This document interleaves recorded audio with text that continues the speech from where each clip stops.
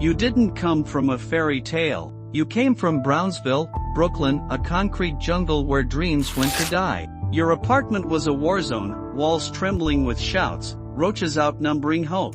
Your mom worked herself ragged, but the fridge stayed empty. You weren't born to be a legend. You were born to claw your way out of hell. By 10, you were a street kid, snatching purses, dodging cops, and ducking bullets. By 12, you were locked up in juvie, your fists already calloused from fights you didn't pick but always ended. You weren't dreaming of gold belts, you were dreaming of not getting jumped. Brownsville didn't do favors. If you didn't fight, you were prey. You hit harder than kids twice your size. Your high-pitched voice and lisp got laughs, but your knuckles?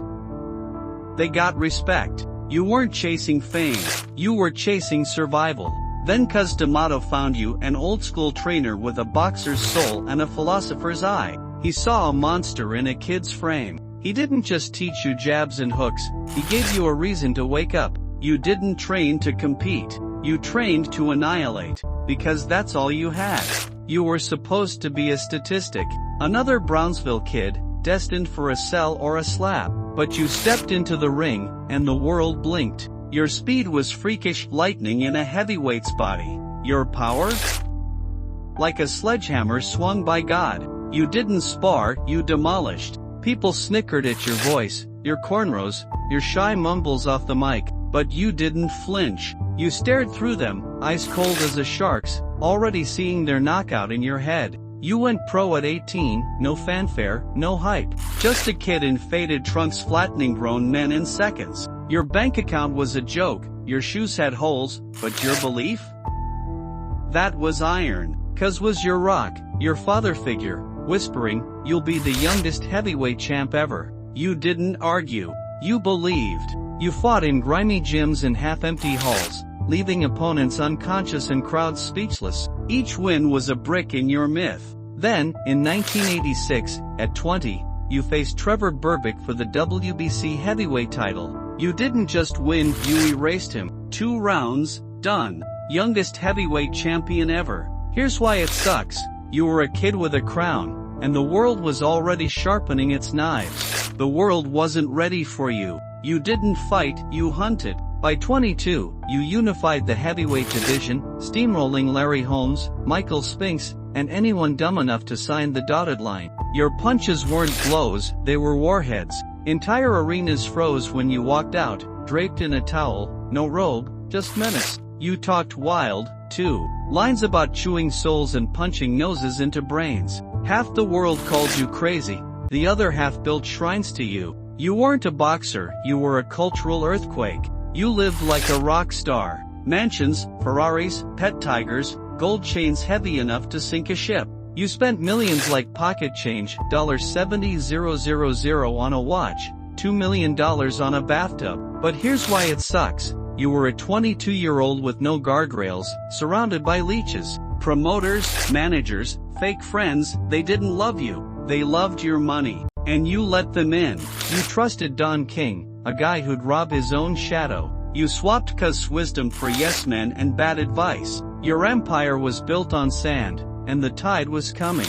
You were a god in gloves. Or so you thought. Your fights were massacres. Michael Spinks, undefeated, lasted 91 seconds, easiest million he ever lost. You knocked out 9 of your first 10 title defenses, most in under 3 rounds. The world called you unbeatable. Bookies barely took bets. But gods fall. Outside the ring, your life was a dumpster fire. Lawsuits, bar fights, tabloid scandals. You married Robin Givens, and that crashed faster than a drunk driver. She called you abusive, you called it love. The headlines didn't care. Cuz was gone, dead in 85, and with him went your anchor.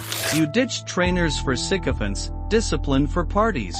Then, 1990, Tokyo. James Buster Douglas, a 42-1 underdog. You didn't train. You drank, partied, chased women. You thought you'd knock him out in your sleep. You didn't. Douglas rocked you for 10 rounds. You hit the canvas, crawling for your mouthpiece like a kid lost in a storm. Here's why it sucks. It wasn't just a loss. It was the end of Iron Mike. The invincible aura?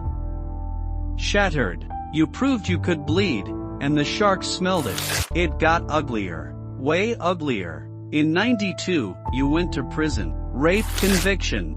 3 years in a cell, surrounded by concrete and regret. You came out in '95, meaner but not better. The hunger was gone, replaced by a void. You fought nobodies for quick checks, but the old spark? Missing. Then Evander Holyfield, 96. You were supposed to reclaim your throne, prove the doubters wrong. Instead, you got outboxed, outsmarted, outworked. A year later, the rematch. And here's why it really sucks. You bit his ear. Twice. Like a feral dog in a cage. You didn't just lose, you self-destructed.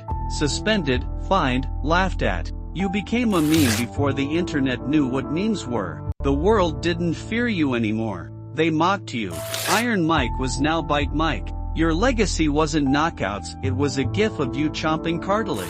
You kept fighting, but it wasn't about glory. It was about survival, again. You owed millions. Taxes, divorces, bad deals. You earned $400 million in your career and blew it all. $7 million on a birthday party. $6 million on cars you barely drove. By 2003, you were bankrupt, begging for scraps. You fought guys like Lennox Lewis, who outclassed you in '02, and scrubs who didn't belong in your ring. Each fight was a paycheck, not a statement. Here's why it sucks. You were a shadow, a circus act trotted out for nostalgia. Fans paid to see the myth, not the man. Then the exhibitions. 2020, Roy Jones Jr. Two old guys shuffling for 8 rounds, more hug than slug. Fans wanted blood, they got a snooze fest. And 2024? Jake Paul, a YouTuber with a TikTok following. You were 58, he was 27. It wasn't a fight, it was a paycheck. Here's why it really sucks. You let a Disney kid cash in on your name.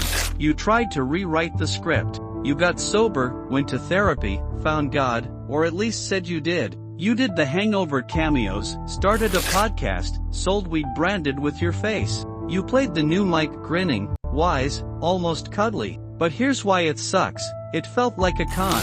Fans loved the beast, not the Buddha. Your podcast rants were less enlightened and more unhinged uncle at Thanksgiving. You teased comebacks, but the internet groaned. He's too old, they tweeted.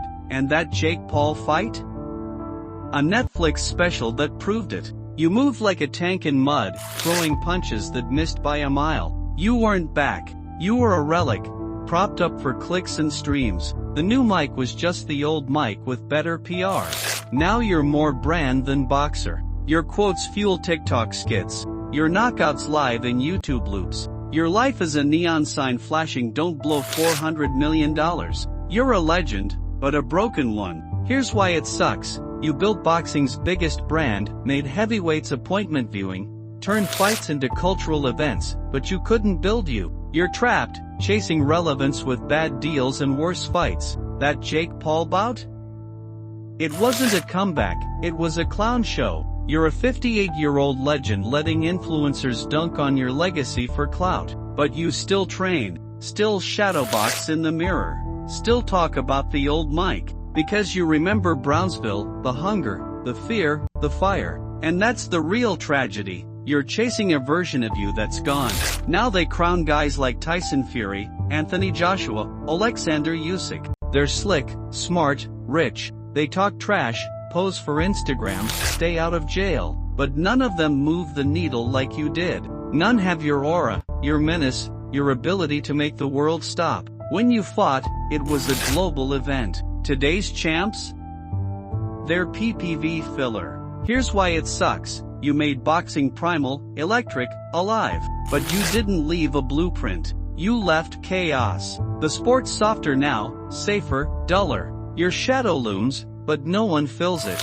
They ask, why keep going? You've got fame, a Netflix deal, a weed empire. You've done it all, champion, icon, train wreck. But you're not wired to stop. You weren't chasing belts or money, you were chasing fear. You wanted the world to quake when you walked. And for a while, it did. Here's why it sucks. You got what you wanted, but you couldn't hold it. You scared everyone, opponents, fans, even yourself, but fear fades. You're not a god. You're a man. too much of one. Your body's breaking, your reflex is shot. That Jake Paul fight was proof. Less Iron Mike, more Rusty Mike. That one last KO to silence the haters? It's a pipe dream. The arena's empty, the spotlight's dim. But you don't care. Because that Brownsville kid, the one who fought to survive, who punched through pain, who scared the world, he's still in there. And when the bell rings, when the crowd fades, when the world forgets, you still believe. Because legends don't retire. They bite.